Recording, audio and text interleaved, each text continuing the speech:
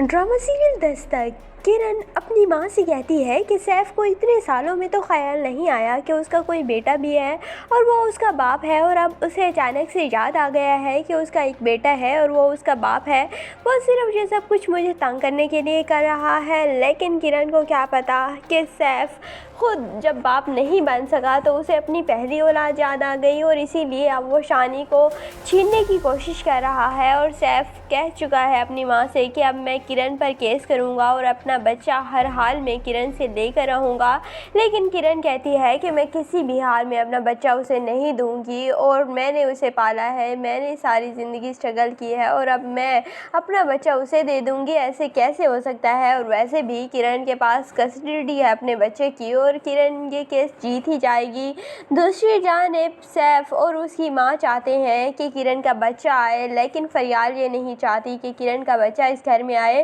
और इसीलिए फरियाल अपनी सास से कहती है कि आप और सैफ जो मिलकर खिचड़ी पका रहे हैं वो मैं कभी भी सक्सेसफुल नहीं होने दूंगी, और किरण का बच्चा इस घर में नहीं आएगा चाहे जो कुछ भी हो जाए। और वैसे भी फरियाल तो चाहती है कि जो बच्चा उसने ऑर्फन सेंटर में देखा था उस बच्चे को वो अडॉप्ट करे, लेकिन सैफ कहता है कि अगर बच्चा अडॉप्ट होगा तो वो सिर्फ मेरा